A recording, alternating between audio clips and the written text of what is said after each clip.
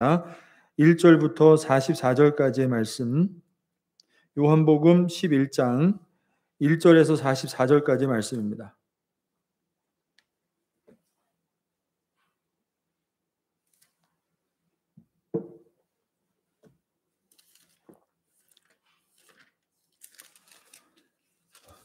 요한복음 11장 1절에서 44절 말씀 찾으셨으면 제가 읽도록 하겠습니다. 어떤 병자가 있으니 이는 마리아와 그 자매 마르다의 마을 베다니에 사는 나사로라. 이 마리아는 향유를 주께 붓고 머리털로 주의 발을 닦던 자요, 병든 나사로는 그의 오라버니더라. 이에 그 누이들이 예수께 사람을 보내어 이르되 주여 보시옵소서, 사랑하시는 자가 병들었나이다 하니, 예수께서 들으시고 이르시되 이 병은 죽을 병이 아니라 하나님의 영광을 위함이요 하나님의 아들이 이로 말미암아 영광을 받게 하려 함이라 하시더라. 예수께서 본래 마르다와 그 동생과 나사로를 사랑하시더니 나사로가 병들었다 함을 들으시고 그 계시던 곳에 이틀을 더 유하시고 그 후에 제자들에게 이르시되 유대로 다시 가자 하시니, 제자들이 말하되 랍비여, 방금도 유대인들이 돌로 치려 하였는데 또 그리로 가시려 하나이까? 예수께서 대답하시되 낮이 12시간이 아니냐? 사람이 낮에 다니면 이 세상의 빛을 보므로 실족하지 아니하고 밤에 다니면 빛이 그 사람 안에 없는 고로 실족하느니라. 이 말씀을 하신 후에 또 이르시되 우리 친구 나사로가 잠들었도다. 그러나 내가 깨우러 가노라. 제자들이 이르되 주여, 잠들었으면 낫겠나이다 하더라. 예수는 그의 죽음을 가리켜 말씀하신 것이나 그들은 잠들어 쉬는 것을 가리켜 말씀하심인 줄 생각하는지라. 이에 예수께서 밝히 이르시되 나사로가 죽었느니라. 내가 거기 있지 아니한 것을 너희를 위하여 기뻐하노니 이는 너희로 믿게 하려 함이라. 그러나 그에게로 가자 하시니, 디두모라고 하는 도마가 다른 제자들에게 말하되 우리도 주와 함께 죽으러 가자 하니라. 예수께서 와서 보시니 나사로가 무덤에 있는지 이미 나으리라. 베다니는 예루살렘에서 가깝기가 한 오리쯤 되매 많은 유대인이 마르다와 마리아에게 그 오라비의 일로 위문하러 왔더니, 마르다는 예수께서 오신다는 말을 듣고 곧 나가 맞이하되 마리아는 집에 앉았더라. 마르다가 예수께 여짜오되 주께서 여기 계셨더라면 내 오라버니가 죽지 아니하였겠나이다. 그러나 나는 이제라도 주께서 무엇이든지 하나님께 구하시는 것을 하나님이 주실 줄을 아나이다. 예수께서 이르시되 내 오라비가 다시 살아나리라. 마르다가 이르되 마지막 날 부활 때에는 다시 살아날 줄을 내가 아나이다. 예수께서 이르시되 나는 부활이요 생명이니 나를 믿는 자는 죽어도 살겠고 무릇 살아서 나를 믿는 자는 영원히 죽지 아니하리니 이것을 내가 믿느냐? 이르되 주여 그러하외다. 주는 그리스도시요 세상에 오시는 하나님의 아들이신 줄 내가 믿나이다. 이 말을 하고 돌아가서 가만히 그 자매 마리아를 불러 말하되 선생님이 오셔서 너를 부르신다 하니, 마리아가 이 말을 듣고 급히 일어나 예수께 나아가매 예수는 아직 마을로 들어오지 아니하시고 마르다가 맞이했던 곳에 그대로 계시더라. 마리아와 함께 집에 있어 위로하던 유대인들은 그가 급히 일어나 가는 것을 보고 곡하러 무덤에 가는 줄로 생각하고 따라가더니, 마리아가 예수 계신 곳에 가서 배웠고 그 발 앞에 엎드려 이르되 주께서 여기 계셨더라면 내 오라버니가 죽지 아니하였겠나이다 하더라.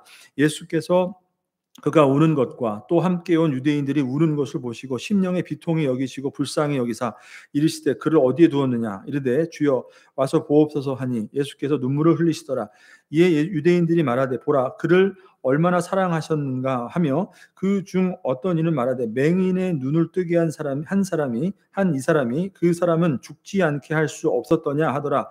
이에 예수께서 다시 속으로 비통히 여기시며 무덤에 가시니 무덤이 굴이라 돌로 막았거늘 예수께서 이르시되 돌을 옮겨 놓으라 하시니, 그 죽은 자의 누이 마르다가 이르되 주여 죽은 지가 나흘이 되었으며 벌써 냄새가 나나이다. 예수께서 이르시되 내 말이 내가 믿으면 하나님의 영광을 보리라 하지 아니하였느냐 하시니, 돌을 옮겨 놓으니 예수께서 눈을 들어 우러러 보시고 이르시되 아버지여 내 말을 들으신 것을 감사하나이다. 항상 내 말을 들으시는 줄을 내가 알았나이다. 그러나 이 말씀하옵는 것은 둘러선 무리를 위함이니 곧 아버지께서 나를 보내신 것을 그들로 믿게 하려 함이니이다. 이 말씀을 하시고 큰 소리로 나사로야 나오라 부르시니 죽은 자가 수족을 배로 동인 채로 나오는데 그 얼굴은 수건에 쌓였더라. 예수께서 이르시되 풀어놓아 다니게 하라 하시니라. 아멘. 자, 여러분 오늘 11장의 말씀은 우리가 너무나 잘 알고 있는 그 요한복음에 기록되어 있는 죽은 나사로를 다시 살리시는 이 말씀이죠. 자, 요한복음은 예수님께서 행하신 그 7개의 아주 중요한 표적이 있다고 말씀드렸어요. 그 표적은 그냥 단순한 기적이 아니라 그 표적을 통하여서 그 표적을 행하시는 예수께서 누구신가? 바로 하나님이 보내신 하나님의 아들 되심을 그 표적을 통해서 증거하시고 그로 말미암아 그를 믿는 믿음으로 예수님을 믿는 믿음으로 생명을 얻게 하기 위함이다. 이게 요한복음의 그 기록의 아주 중요한 목적이라고 했죠. 그러니까 7가지의 그 표적들은 다 하나같이다. 그 표적을 행하시는 예수님께서 바로 하나님의 아들 예수 그리스도를 통해서 하나님이 주시고자 하시는 그 영원한 생명, 오늘로 말하면 이게 부활과 또 영생이겠죠. 이것을 주시고자 하시는 유일한 분이심을 그 표적을 통해서 나타내셨다라는 것이요. 자, 그 7가지 표적이 뭐였죠, 여러분? 처음에 가나안의 가나 혼인 잔치에서 물을 포도주로 만드신 그 표적의 사건, 그리고 왕의 신하의 아들을 고쳐주신 사건, 베데스다 못에서 38년 된 그 일어나지 못하는 병자를 고쳐주신 사건, 그리고 바다를 땅 위처럼 이렇게 바다 위를 걸어오신 사건, 5천 명을 먹이신 사건, 그리고 바로 전에 우리가 봤던 날 때부터 앞을 못 보던 맹인되었던 그 소경을 눈뜨게 하신 그 사건, 그리고 마지막으로 7번째 사건이 뭐예요? 오늘 우리가 보게 되는 죽은 나사로를 다시 일으키시는, 살리시는 이 표적의 사건, 이것이 7개의 표적의 사건이죠. 자, 그런데 이 마지막에 나오는 오늘 11장에 나오는 나사로를 살리신 이 사건은 결국에는 이 나사로를 살리시는 이 사건을 통해서 앞으로 이제 예수님께서 십자가에 죽으시고 다시 어떻게 해요? 부활하실 것을 이 표적의 사건을 통해서 나타내신 것이라고 할 수가 있어요. 미리. 그리고 더 중요한 것은 그것을 가리키심과 동시에 그 예수님의 죽음과 부활이 예수님에게만 해당하는 것이 아니라 그것을 믿는 우리 모두에게 영원한 생명을 주시는 사건임을, 부활과 영생을 주시는 사건임을 보여주시는, 그러니까 7개의 표적 중에서 어떤 거예요? 오늘 표적은 가장 클라이맥스에 해당하는 표적인 것이에요. 하나님께서 보내신 아들 예수 그리스도를 통하여서 하나님의 영광을 나타내시기를 기뻐하셨는데, 아들 예수를 통해서 곧 하나님을 나타내시기를 기뻐하셨는데, 오늘 나사로를 살리신 이 표적을 통하여서 그분의 영광을 가장 분명하게, 가장 극적으로 나타내 주셨다라는 거죠. 그래서 그분 안에 정말 하나님이 우리에게 주시고자 하시는 영원한 부활과 영원한 생명이 있음을 나사로를 그 살리시는 그 사건을 통해서 나타내 주셨다는 거죠. 그러니까 이제 누가 뭐라 해도 오늘 본문의 말씀에서 가장 중요한 말씀은 뭐겠습니까, 여러분? 우리가 너무나 잘 알고 있는 오늘 본문에서 11장 25절에서 26절 말씀이 가장 중요한 예수님의 말씀이겠죠. 자, 다시 한번 볼까요? 자, 한번 같이 한번 읽어보겠습니다. 시작. 예수께서 이르시되 나는 부활이요 생명이니 나를 믿는 자는 죽어도 살겠고 무릇 살아서 나를 믿는 자는 영원히 죽지 아니하리니 이것을 내가 믿느냐. 네. 결국은 이 믿음을 우리에게 주시고자 이 나사로를 살리시는 이 부활 사건이죠. 나사로를 살리시는 이 표적의 사건을 일으켜 주셨다라는 것이에요. 자, 그러니까 이 말씀은 곧 나는 부활이요 생명이니, 그러니까 예수님 그 자신 그 자체가 부활이요 생명이라는 것이죠. 내가 곧 부활이고 내가 곧 생명이기 때문에, 그렇기 때문에 예수님만이 부활이요 생명이기 때문에 나를 믿는 누구에게든지 부활과 생명을 주실 수 있는 유일한, 그 영생을 주실 수 있는 유일한 분이 바로 예수님이라는 것을 이 말씀을 통해서 가르쳐 주시는 것이에요. 자, 예수님께서 행하신 7가지 표적이 있다고 그랬어요. 근데 요한복음 잘 보게 되면 7가지 표적뿐만이 아니라 그 표적을 주실 때마다 예수님께서 항상 이 말씀을 주셨어요. 강론을 하셨어요. 왜 그랬냐면 사람들에게 그 표적을 보여줄 때마다 그 표적을 통해서 예수님이 어떤 분이신가 사람들이 그것을 알고 믿어야 되는데 오히려 그 표적을 오해하고 예수님을 믿지 않고 예수님을 오히려 배척하는 일이 있었기 때문에 예수님은 항상 7개의 표적을 하시면서 그때마다 항상 말씀을 주셨는데 그 말씀을 잘 살펴보게 되면 7개의 표적만 주신 것이 아니라 나는 누구이다. 그죠? 이거 원어로 말하면 그 출애굽기에서 가시나무 떨기 그 불꽃이 꺼지지 않는 그 떨기나무 가시 그죠. 그래서 모세에게 말씀하셨던 것처럼 내가 누구라고 그랬어요? 영어로 따지면 그냥 우리는 잘 이해 안 가지만 원문으로 보면 그냥 I am이에요. 나는 이다. 스스로 존재하는 자다. 이렇게 말씀하셨던 것처럼 예수님께서는 이 7가지 선언을 통해서 내가 누구인가라는 것을 7가지 표적을 주심과 동시에 예수님이 이 말씀을 주셨다라는 것이에요. 그게 뭐였냐면 바로 내가 생명의 떡이다. 이 말씀하셨죠. 그리고 내가 세상의 빛이다. 그리고 또 뭐예요? 내가 양의 문이다. 지난 시간에 봤죠. 내가 양의 문이다. 나는 선한 목자이다.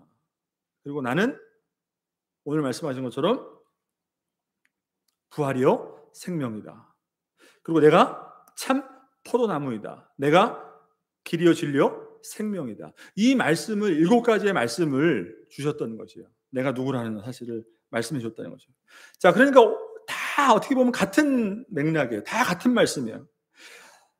내가 하나님이 보내신 하나님의 아들로서 하나님이 주시는 그 유일한 영원한 생명, 나를 믿을 때 하나님이 나를 통하여 주실 수 있는 유일한 생명을 너희에게 줄 수 있는 유일한 분이다. 그러니까 지난 시간에 봤던 양의 문, 그 구원의 문이라는 것은 누구나 줄 수 있는, 누구나 허락할 수 있는 그 구원을 줄 수 있는 문이 아니라 오직 예수님만을 통과할 때만 줄 수 있는 유일한 구원의 문이다라고 말씀해 주신 것이 바로 내가 바로 양의 문이다라고 말씀하셨던 그 말씀이라는 거죠. 그러니까 오늘 말씀도 마찬가지인 것이에요. 내가 곧 부활이고 내가 생명이다라고 말씀하신 것은 내가 곧 부활 그 자체이고 내가 곧 그 생명 그 자체이기 때문에, 왜냐하면 여러분 생명이라는 것은 누구로부터 나온 것이에요?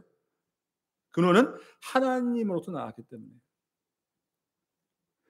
내가 곧 부활이며 내가 곧 생명 그 자체이기 때문에 나 외에 다른 어떤 것도 부활과 영원한 생명을 줄 수 없는 내가 오직 유일한 부활과 생명을 줄 수 있는 자이다. 그렇기 때문에 나를 믿는 자는 죽어서도 살아날 것이고 살아서도 영원히 죽지 않을 것이다. 여러분 이것을 말씀해 주신 것이에요. 그리고 그것을 우리에게 믿게 하게끔 나사로의 사건을 통해서 이 말씀을 주셨다는 것이에요. 자, 그래서 맨 마지막 절 후반부에 보면 42절을 보시면은 예수님이 이렇게 말씀하셨죠. 11장 42절 한번 다시 한번 봅시다. 항상 내 말을 들으시는 줄을 내가 알았나이다. 그러나 이 말씀하옵는 것은 둘러선 무리를 위함이니. 누구를 위한 거예요? 나사로의 죽음 앞에 슬퍼서 통곡하고 울고 그의 누이와 동생이었던 마르다와 마리아도 마찬가지였죠. 그러니까 그 나사로의 죽음을 둘러싼 모든 이들을 위해서 하나님이 이 일을 영원 가운데 계획하시고 보여주셨다라는 것이에요. 둘러선 무리를 위함이니 곧 아버지께서 나를 보내신 것을 그들로 믿게 하려 함이니이다. 그러니까 이 사건을 통해서 예수님이 곧 바로 부활이시고 영원한 생명이시기 때문에 우리가 그분을 믿을 때에 우리가 죽어서도 살아날 것이고 살아서도 영원히 살 수 있는 그 영생을 누릴 수 있다라는 그것을 믿게 하기 위해서 하나님이 나를 보내셨다. 이 말씀을 하시는 것이죠. 자, 예수님께서 이제는 그 대속의 십자가를 우리를 위해서 이제 지시기 위해서 십자가에서 죽게 되시죠. 자, 결국에는 예수님이 십자가에 죽으심으로 하나님께서 우리에게 그 대속의 십자가를 통해서 우리 믿는 우리들에게 주시고자 하시는 것은 결국에 뭐예요? 부활과 영원한 생명이라는 거죠. 영생, 부활과 영원한 생명. 자, 그런데 사람들이 예수님을 아직까지 어떻게 알고 있어요?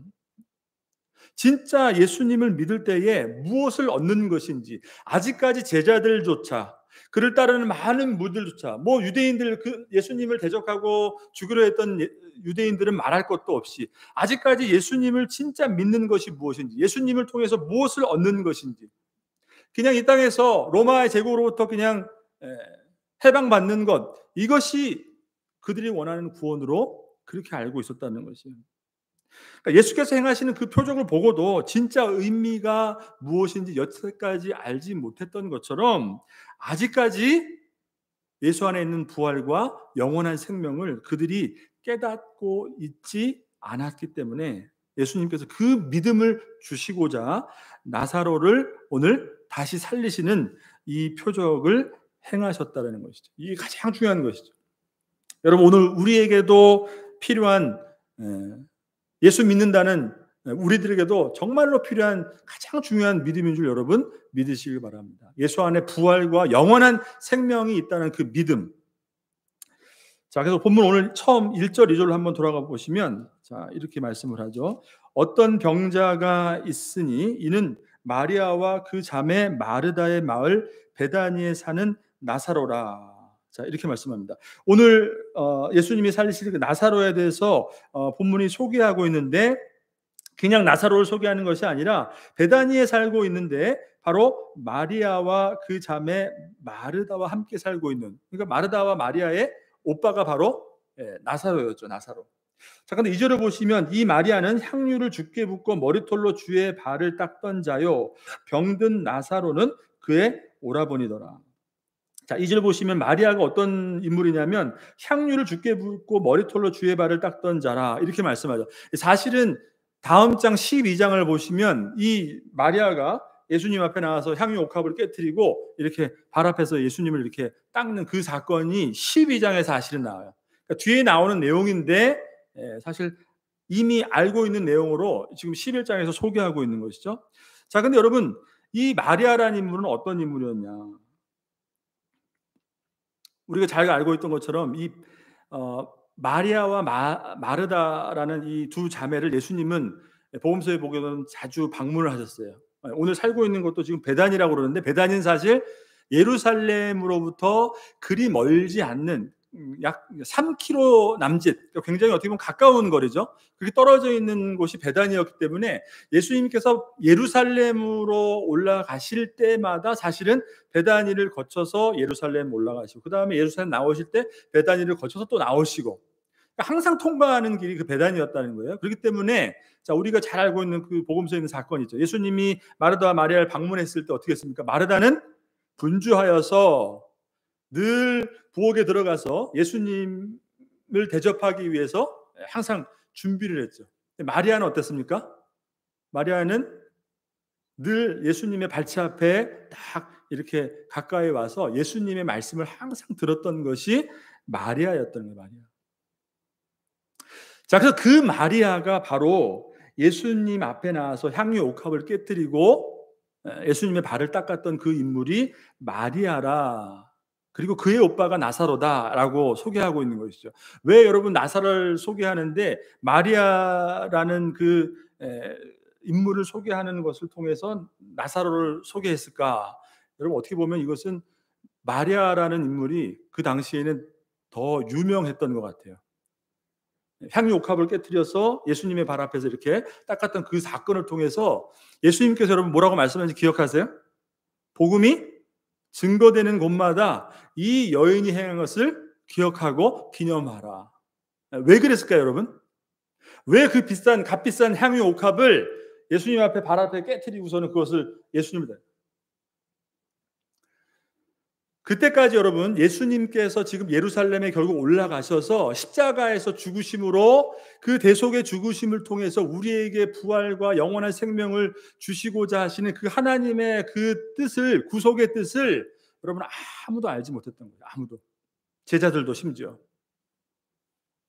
그렇지만 마리아만큼은 그것을 알고 있었던 것이에요. 그러니까 향유 옥합을 예수님 앞에 깨트린 것은 이제 예수님께서 십자가에 죽으시고 장사되어지면은 이제 돌아가시면 장사를 지낼 거 아니에요? 그때 되면 어떻게 되겠어요? 당시의 유대 사회에서 여인이 그 장사를 준비하고 그것을 예수님 앞에 나가서 그 예수님의 죽음을 마지막까지 할 수 있는 그런 어떤 그 여인으로서 그런 기회가 가지고 있었지 않았던 것이에요. 그때 당시에 유대 사회에서 어떤 분위기를 봤을 때.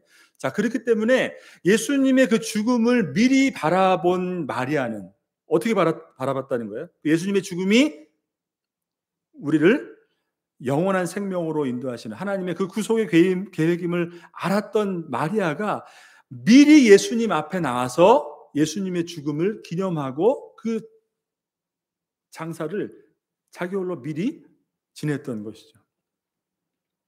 아무도 그렇게 알지 못하고 예수님의 죽음을 바라보지 못했던 그 가운데 오직 마리아만 왜 그랬을까요? 늘 예수님의 발치 앞에서 주님의 말씀을 귀 기울여 듣고 그 말씀으로 하나님의 뜻을 온전히 깨닫고 말씀에 바로 서는 신앙이 마리아에게는 있었기 때문에 그 죽음을 기념하는 그 장사를 미리 지냈다는 것이죠. 예수님께서 그 신앙을 보시고 기뻐하시면서 복음이 증거되는 어느 곳에서든지 이 마리아가 이 여인이 한 행동을 기념하고 증거하라 이렇게 말씀하셨던 것이. 자, 그렇기 때문에 이 마리아의 오빠로서 이 나사로를 소개했다라는 것이죠. 그러니까 이것을 봤을 때 예수님이 베다니를 지나면서 늘 함께 있었던 마리아와 마르다와 이 나사로 이 가정은 예수님이 특별히 가깝게 지내고 그들과 아주 이 왕래가 잦았다라는 것을 우리가 알 수 있는 것이죠. 자, 그래서 3절 말씀을 보시게 되면 이에 그 누이들이 예수께 사람을 보내어 이르되 주여 보시옵소서 사랑하시는 자가 병들었나이다. 여기서 나사로를 어떻게 말하고 있죠? 예수님이 사랑하고 계시는 그 나사로가 병들었습니다 라고 말을 할 수 있었던 것이에요. 자, 어떻게 보면 굉장히 긴박한 상황이었겠죠. 나사로가 죽을 병에 들어서 생사의 기로에 놓였는데 지금 마리아 마르다가 보낸 그 종들이 예수님 앞에 나와서 예수님 지금 저희 오라버니가 지금 죽게 되었습니다. 예수님이 그토록 사랑했던 우리 오라버니가 지금 죽을 병에 걸렸습니다. 근데 사실 이 말씀을 보게 되면 지금 당장 예수님께서 오셔야 합니다. 어떤 그런 요청은 보이고 있지 않아요. 자, 왜 그런가 하면 사실 지금 예루살렘에 가까운 베단이라는 곳은 어떤 곳이죠? 지난 시간에 예수님께서 양의 문이다라는 것을 말씀하시면서 무엇을 말씀하셨냐면 내가 바로 하나님이다. 하나님과 동등함을 예수님께서 말씀하셨어요. 예수님이 가지고 있는 그 권능이나 본질이나 존재적인 의미에서 하나님과 동일한 분이심을 예수님이 말씀하셨기 때문에 지금 예루살렘의 분위기는 어떤 분위기예요? 예수님을 어떻게 해서든지 죽이려고 하는. 그러니까 사실 예루살렘으로 다시 올라간다는 것은 지금 굉장히 예수님한테는 위험한 상황인 것이죠.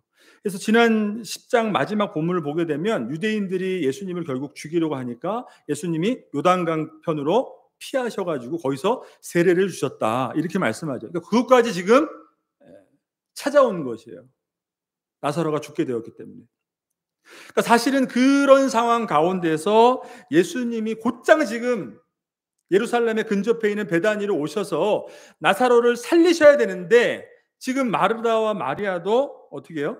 그런 상황을 너무나 잘 알고 있기 때문에 지금 오라버니가 죽게 되었는데 와달라는 말도 못하고, 그죠? 그렇다고 예수님께서는 어떻게 보면은 직접 가지 않으셔도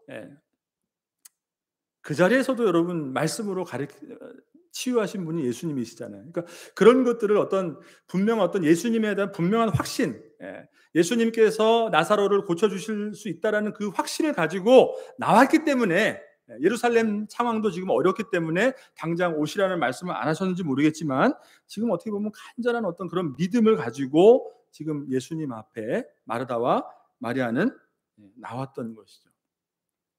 자, 근데 4절에서 예수님이 이렇게 말씀하십니다. 예수께서 들으시고 이르시되 이 병은 죽을 병이 아니라 하나님의 영광을 위하며 하나님의 아들이 이로 말미암아 영광을 받게 하려 함이라 하시더라. 이렇게 말씀하세요.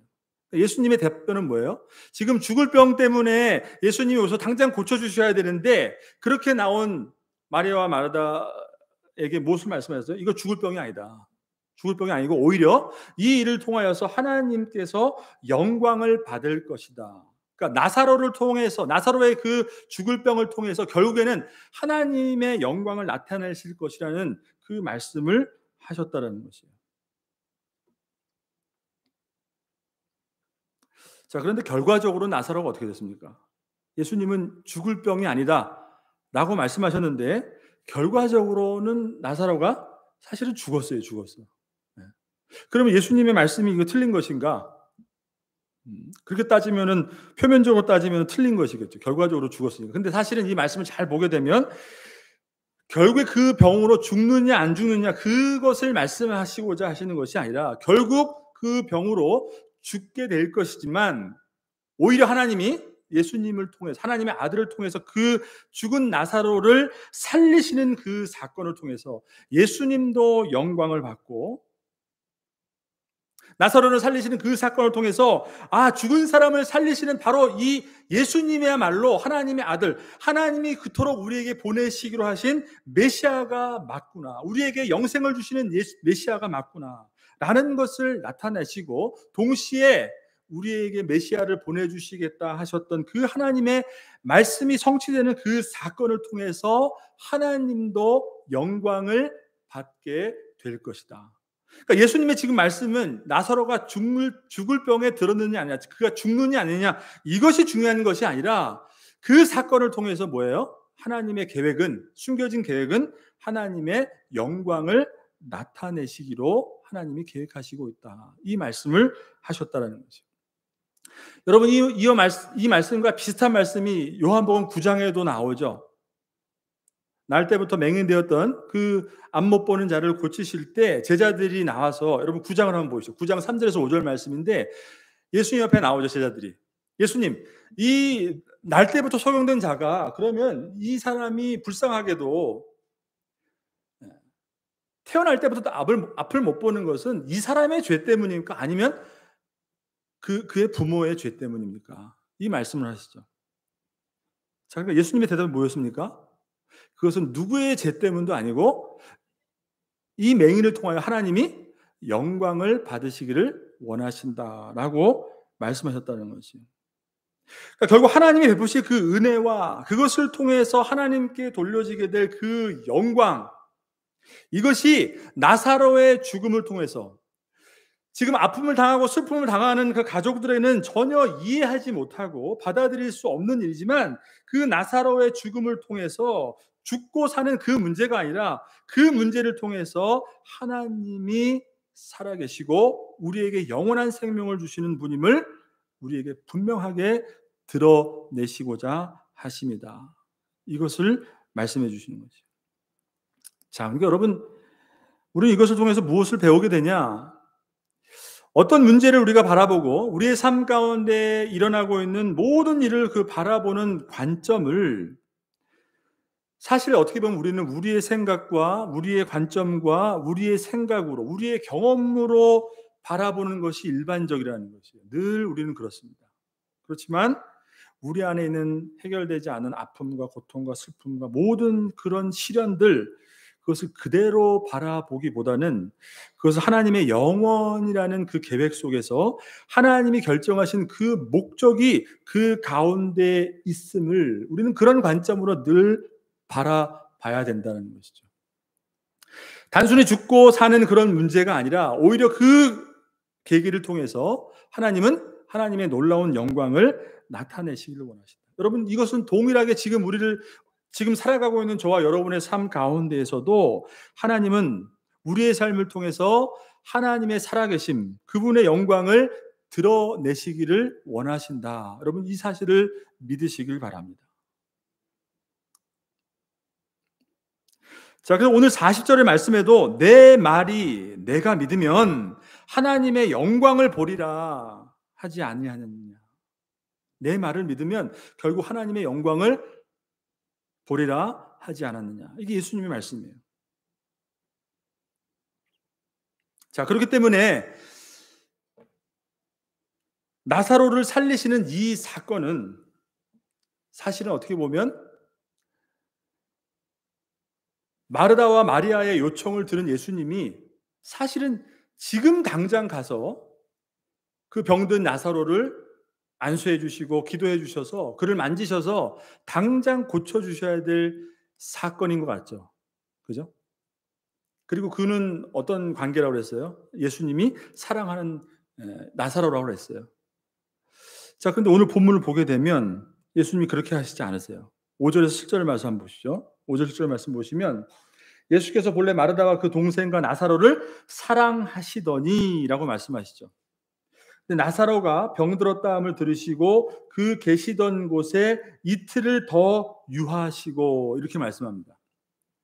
여러분, 이 말씀이 어떻게 보면 앞뒤가 안 맞는 말씀이죠. 표면적으로 보게 되면 예수님께서 마르다와 그 동생과 나사로를 사랑하셨다. 정말 그렇다면 어떻게 될까요?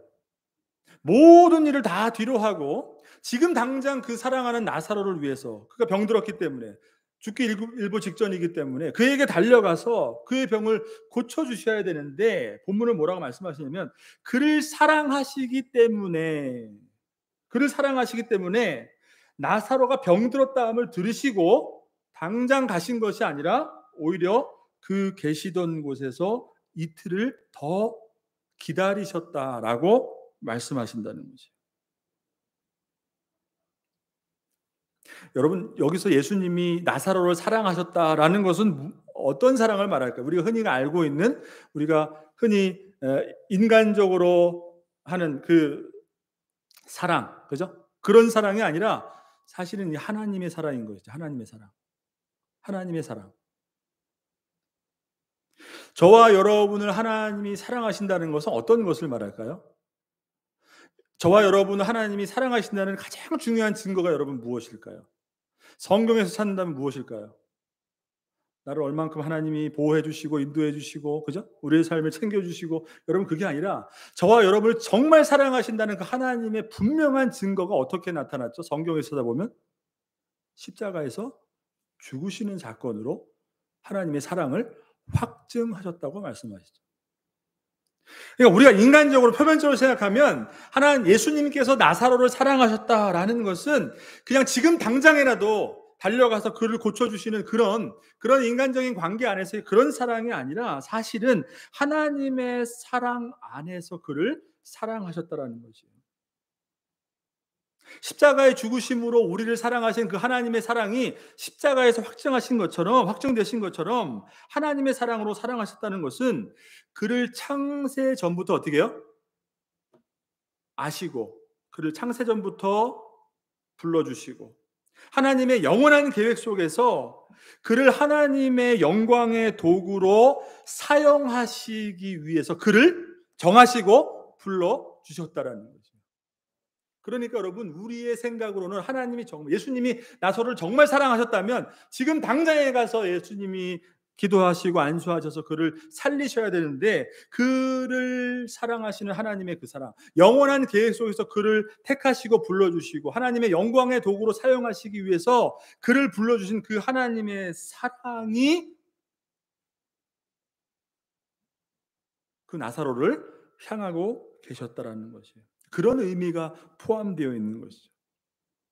그러니까 그가 결국 죽게 되지만 다시 살리시는 그 사건을 통해서 하나님의 영광을 나타내시기 위해서, 그를 그러한 도구로 사용하시기 위해서 나사로를 사랑하심으로 이틀을 더 유하셨다라고 말씀하시는 것이죠. 여러분, 본문의 표면적인 말씀으로만 보자면 우리가 이해할 수 없는 예수님의 행동이신 것이지만, 나사로가 하나님의 영원한 계획 가운데, 하나님의 그 사랑의 계획 가운데 영광의 도구로 사용되기 위해서 하나님이 그를 예정하시고 택정하시고 불러주셨다라는 것이죠. 여러분, 저와 여러분의 삶이 이와 동일하다는 것을 여러분 믿으셔야 하는 것입니다. 우리 삶을 둘러싸고 있는 이해 안 가는 모든 일들, 그죠? 지금도 풀리지 않은 모든 인간의 고통들과 내 삶의 아픔들과 모든 것들, 사실은 여러분 우리 눈으로는 이해할 수 없고 우리 생각으로는 해결할 수 없는 것이지만 하나님이 사랑하심으로, 하나님이 저와 여러분을 사랑하심으로, 하나님의 사랑 가운데 우리를 끝까지 인도하시는 줄 여러분 믿으시길 바랍니다. 여러분, 이것이 예수님께서 지금 당장 나사로에게 달려가야 됨에도 불구하고 이틀을 기다리셨던 이유였다는 것이죠. 자, 결국은 여러분 어떻게 될까요? 그래서 결국은 죽게 되죠, 나사로가. 근데 그것이 하나님의 영원한 계획 가운데 하나님의 영광을 나타내시는 방법이셨다라는 것이죠.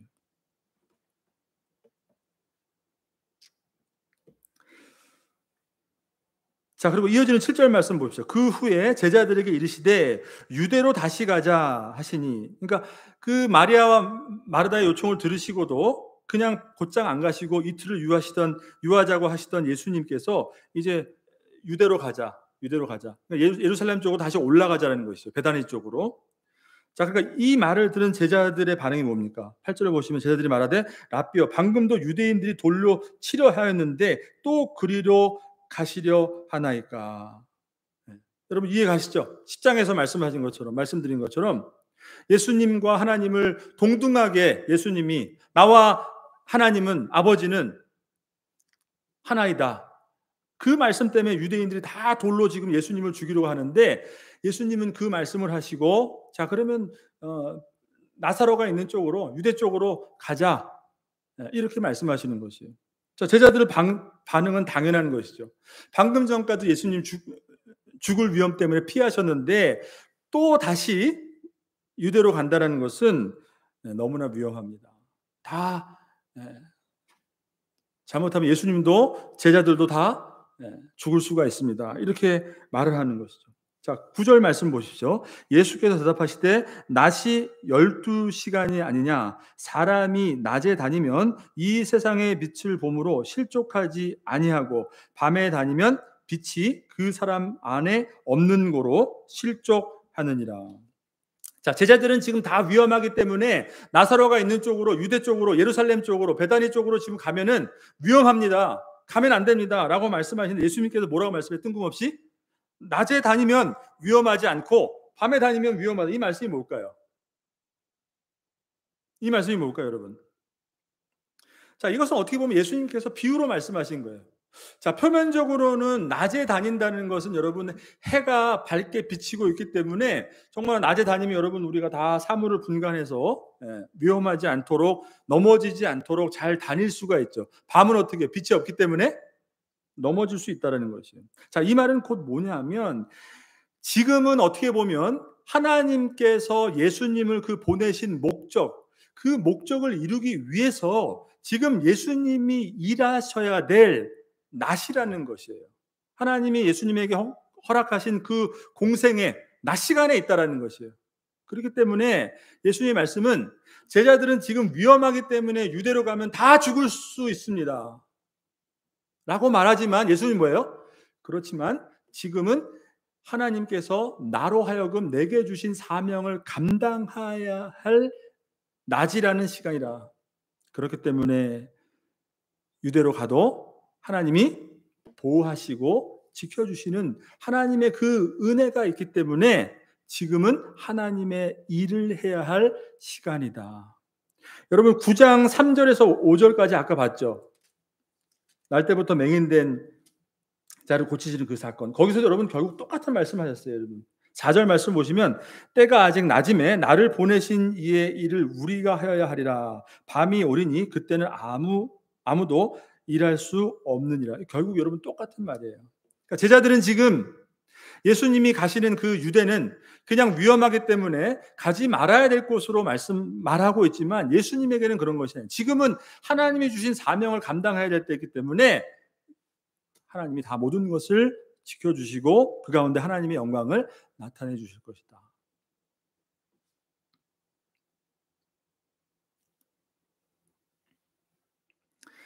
자, 그러니까 여러분 이 말씀도 마찬가지인 것입니다. 여러분 우리가 때로는 이 땅을 살아가면서 하나님이 우리에게 주신 정말 인생의 가장 중요한 목적, 사명이 무엇인지, 우리에게 주신 하나님의 사명이 무엇인지, 내가 하나님을 믿고 이 땅을 살아간다는 그 본질적인 삶의 목적이 무엇인지 사실은 우리가 잊고 살아갈 때가 많이 있어요. 그러니까 어떻게 보면 제자들의 모습과 똑같아요. 제자들은 유대로 가는 것이 하나님의 그 영광을 드러내는 예수님이 지금 일하셔야 될 때임을 알지 못하고 무엇만 바라본 거예요? 두려운 거예요. 하다가 죽을 수 있으니까. 우리가 살면서 정말 우리가 본질적으로 이 땅을 살아가는 목적이 무엇인가를 우리가 깨닫고 하나님의 은혜를 구하고 하나님이 나를 보내신 그 사명에 붙들려서 우리가 살아가야 됨에도 불구하고 여러분 예수님이 말씀하시는 것처럼 이 믿음이 없는 거예요. 예수님 아니다. 지금은 나시기 때문에 우리가 일해야 될 때이다. 제자들은 뭐예요? 아닙니다. 지금 가면 죽습니다.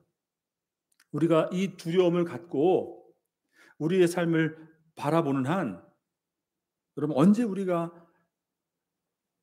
주님의 일을 할 수 있고 주님 나라를 위해 저와 여러분을 보내신 이 땅에서의 본래의 목적, 그 사명을 감당하는 삶을 살아갈 수 있냐는 거죠. 여러분 지금은 예수님이 말씀하신 것처럼 지금은 하나님의 그 부르심에 합당한 자들을 하나님이 늘 협력하여서 모든 것을 선을 이루시는 그 하나님의 도우심과 하나님의 인도하심이 저와 여러분의 삶을 붙들고 있음을 믿으시길 바랍니다. 그 믿음으로 여러분 지금은 어떤 때라는 거예요? 지금은 우리가 일을 할 때라는 것이에요. 지금은 그 믿음을 가지고 주를 위해 살아갈 때라는 것을 여러분 우리는 이 말씀을 통해서 배울 수가 있다는 것이죠. 자, 그렇게 말씀하시면서 예수님은 이어서 제자들에게 지금 베다니에 있는 나사로는 뭐라고 말씀하시죠? 11절 말씀이죠. 이 말씀을 하신 후에 또 이르시되 우리 친구 나사로가 잠들었도다. 그러나 내가 깨우러 가노라. 나사로가 지금 잠들었는데 사실은 뭐예요? 죽었잖아요. 나사로가 죽었잖아요. 근데 예수님은 뭐라고 표현하세요? 잠들었다. 그렇기 때문에 내가 잠들은 나사로를 깨우러 지금 베다니에 가는 거, 유대로 올라가는 것이다. 자, 근데 제자들은 이 말씀을 어떻게 들었냐? 진짜 잠들은 것으로 들은 거예요. 만약에 정말로 나사로가 잠들었다면 안 그래도 유대로 가는 거 위험한데 예수님 잠들었다면 그가 곧 잠들었으면 곧 낫겠나이다. 이게 제자들의 반응이에요. 그러니까 예수님은 나사로가 지금 실제로는 죽었는데 그 죽음을 무엇으로 지금 비유로 말씀하고 있는 거예요? 나사로가 죽었는데 그것은 곧 잠드는 것이다. 그리고 내가 가서 그를 깨울 것이다. 이 말씀은 곧 잠드는 나사로, 죽은 나사로를 내가 깨워서 다시 살릴 것이다 라고 말씀하신 것이에요. 근데 제자들은 여러분 이 말씀을 알아듣지 못해요. 깨닫지 못하고 정말 잠드는 것으로 오해하고 정말 잠들었다면 안 그래도 유대에 가는 것은 지금 예수님 위험한 일인데 잠들었다면 곧 있다가 낫지 않겠습니까? 가지 않는 것이 좋겠습니다. 이게 계속 동문서답하고 있는 거예요. 예수님과 제자들이. 자, 그래서 예수님은 13절에서 이렇게 말씀하죠. 그의 죽음을 가리켜 말씀하신 것이나 그들은 잠들어 쉬는 것을 가리켜 말씀하신 줄 생각하는지라. 14절. 이에 예수께서 밝히 이르시되 나사로가 죽었느니라. 분명히 죽었다. 그렇지만 그 죽은 것은 바로 예수님에게는 그가 잠드는 것과 똑같은 것이다 라고 말씀하시는 거죠. 왜 그럴까요, 여러분? 생명의 근원 되시는 부활이시며 영원한 생명이신 그 자체이신 예수님에게는 나사로가 죽은 것은 무엇과도 같은 것일까요? 그냥 잠드는 것과도 같은 것이에요. 예수님이 죽은 자를 살리시는 것은 여러분 오늘 본문에만 나사로를 살리신 사건만 죽은 자를 살리시는 것이 아니죠. 사실은 회당장 야이로의 딸을 살리시기도 하시고, 그때도 여러분 뭐라고 하시냐면 잠들었다라고 말씀하셨어요. 그러니까 여러분, 우리에게는 죽은 자를 살린다는 것은 그건 있을 수도 없는 일이고 당연히 불가능한 일이겠지만, 생명의 근원 되시고 부활 그 자체이시고 영원한 생명이신 그 자체이신 예수님에게는 죽은 나사로는 무엇과도 같은 것이에요? 잠들어 있는 것과도 같은 것이에요. 잠든 자를 그냥 깨우는 것과도 같은 것이에요. 왜요? 그분이 곧 생명이시기 때문에. 그분이 곧 부활이시기 때문에. 그렇기 때문에 예수님은 잠든 나사로를 내가 깨우러 갈 것이다 라고 말씀하시는 것이죠. 자, 이 말을 들은 디두모라 하는 도마가 16절에 이렇게 말을 하죠. 그러면 다른 제자들에게 말하되, 그럼 우리도 다 주님과 함께 죽으러 가자. 네, 이 뭐예요? 아직까지 유대로 가서 예수님이 행하실 일이 무엇인지 아직 도마는 이해하고 있지 않은 것이죠. 그러니까 결국에는 지금 위험한 예루살렘 쪽으로, 유대 쪽으로 다시 예수님이 굳이 가시겠다 하시니까, 나사로가 잠들어 있는데도 굳이 가시겠다고 하시니까, 그러면 어차피 우리 따라가서 다 같이 죽자. 여러분, 이 말하는 거예요. 그러니까 제자들이 아직까지도 예수님이 그 죽은 나사로를 통해서 결국 행하시는 일이 무엇인지 아직도 깨닫고 있지 못하는 것이죠. 자, 뿐만 아니라 여러분, 마르다와 마리아도 마찬가지인 것입니다. 결국 유대로 향하신 예수님께서는 지금 죽은 나사로가 있는 베다니에 도착하시죠. 예, 거기서 처음 만난 사람이 누구냐면 마르다입니다. 마르다. 예, 마르다가 예수님 앞에 나와서 하는 말을 한번 보십시오. 자, 20절 말씀, 그리고 21절 말씀 한번 읽어보겠습니다. 같이 읽겠습니다. 시작. 마르다가 예수께 여짜오되, 주께서 여기 계셨더라면 내 오라버니가 죽지 아니하였겠나이다. 그러니까 여러분, 이거 분명한, 어떻게 보면 마르다의 믿음이에요. 신앙이에요. 예수님만이 우리 오라버니를 살리실 수 있는 유일한 분이신데, 만약에 죽기 전에, 오라버니가 죽기 전에 예수님이 이곳에 오셨더라면 분명히 나사로가 죽지 않고 살아났을 텐데, 뭐 말하는 거예요? 늦었다라는 것이죠. 이미 죽었기 때문에 모든 것이 다 끝이 났다라고 말씀하는 거예요. 예수님에게.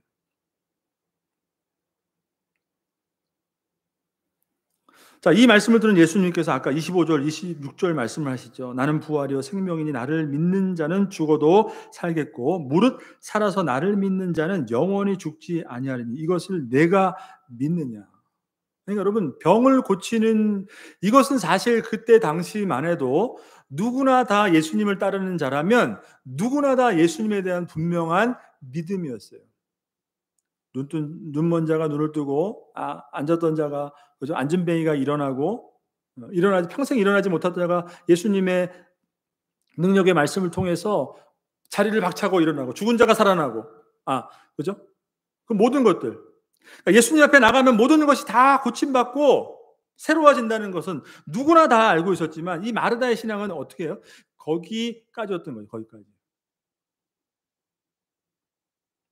오라버니 살리시기 위해서 예수님께서 죽기 전에 오셔야 됐었는데 이미 죽었기 때문에 모든 것이 다 끝났습니다. 예수님이 죽은 나사로를 통해서 행하실 그 일을 전혀 이해하지도 못하고 있었던 것이죠. 자, 그리고 여러분, 마리아가 또 예수님 앞에 나오죠. 마리아도 똑같은 말을 합니다. 마리아도 이미 다 죽었기 때문에 죽기 전에 여기 오셨더라면 오라버니가 죽지 않으셨을 것입니다. 여기서 우리는 믿음의 한계를 보게 되는 게, 믿음의 한계. 예수님을 향한 믿음의 한계를 보게 되는 것이죠. 결국 예수님은 마르다 마리아에게 내가 이제 나사로를 살릴 것이기 때문에, 그는 자고 있기 때문에 내가 깨울 것이기 때문에 앞에 막고 있는 그 무덤을 막고 있는 돌을 치워라. 그리고 예수님이 나사로야 나오너라.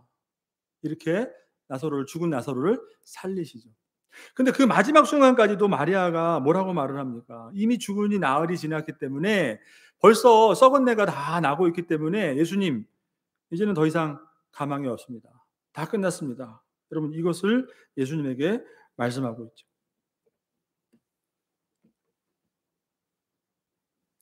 여러분, 이 예수님의 오늘 이 표적의 사건을 통해서 결국 예수님은 모든 사람이 그렇게 예수님을 생각하고 모든 것이 다 끝나고 모든 것이 다 돌이킬 수 없는 상황이라는 그 절망의 상황 속에서도 예수님은 나사로를 살리시는 이 표적의 사건을 통해서 아니다. 내 안에 있는 영원한 부활과 생명으로 나사로를 살리시는 이 사건을 통해서 나를 믿는 자마다 죽지 아니하고 살아서도 영원히 죽지 아니할 것이다. 영원한 생명을 얻을 수 있을 것이다. 여러분 이것을 우리에게 보여주시고 동일하게 우리에게도 말씀하시는 거예요. 우리가 이것을 믿고 있느냐? 이것을 믿느냐? 여러분 인간이란 존재는 우리가 살아가고 있는 인간이란 존재는 어떤 존재입니까? 아담이 최초의 선악을 알게 하는 나무 열매를 먹음으로 하나님 앞에 죄를 짓고 영원한 사망으로 떨어진 존재가 바로 우리 인간입니다. 아담 한 사람만의 죄가 아니라 아담 한 사람만의 죽음이 아니라 모든 인류를 대표하는 대표자로서의 죽음이었기 때문에 아담 아래로 태어나는 모든 인간은 어떻게 돼요?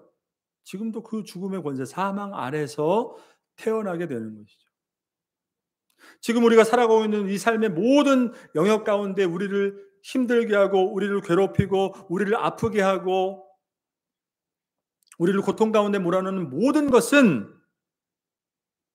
우리 안에 있는 죄와 그 사망의 권세로 인한 것이라는 것이죠. 그러니까 예수님이 이 말씀을 해주는 것은 단순히 죽은 다음에 다시 살아날 것을 그것만을 우리에게 말씀해 주신 것이 아니라 지금 이 땅을 살아가고 있는 우리들에게 필요한 믿음이 무엇이냐.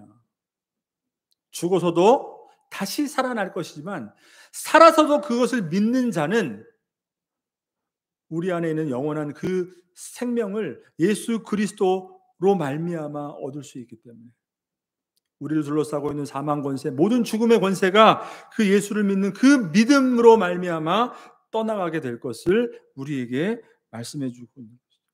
그렇지만 우리의 믿음의 한계는 여러분 어떤 것일까요? 오늘 어떻게 보면 그 나사로의 죽음을 바라보고 있던 모든 사람들, 그것을 슬퍼했던 모든 유대인들, 그리고 가장 가까이 있었던 마르다와 마리아, 늘 예수님과 늘 함께 했었던 마르다와 마리아의 그 믿음, 그 믿음의 한계가 사실은 우리의 모습인 것이죠. 우리가 예수님을 믿지만, 예수님을 믿고 영원한 구원을 얻고 영원한 생명을 얻고 있지만 우리가 언제나 반복되는 것은 무엇입니까? 우리의 삶에 닥쳐오는 모든 문제들과 모든 고통들과 모든 아픔들과 그 모든 것들을 우리가 경험하게 될 때 거기서 딱 가로막히는 것이죠. 마르다와 마리아가 예수님에게 말했던 것처럼 예수님 늦게 오셨습니다. 빨리 오셨더라면 이 문제가 해결됐을 텐데 예수님이 늦게 오시는 바람에 나사로가 죽었습니다. 여러분 그 믿음이 아니라는 거죠.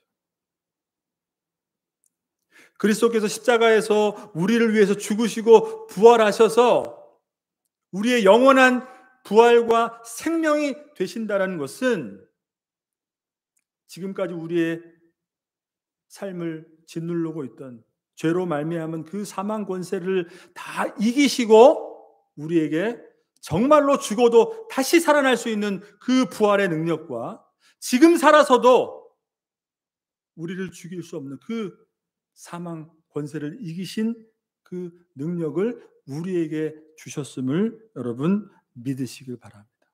그 믿음이 저와 여러분이 살아가는 삶의 실제가 되고, 그죠? 그 믿음이 우리의 삶의 실상이 되어지고, 그것을 통해서 하나님이 예수 그리스도를 통해서 우리에게 주신 그 부활과 영원한 생명, 그것이 무엇인지 이 땅을 살아가는 우리들의 삶을 통해서 저와 여러분의 가정과 또 삶의 현장을 통해서 여러분들이 증거할 수 있는 우리 모두가 되어지기를 주님의 이름으로 축복합니다. 기도하겠습니다. 하나님 아버지 감사합니다.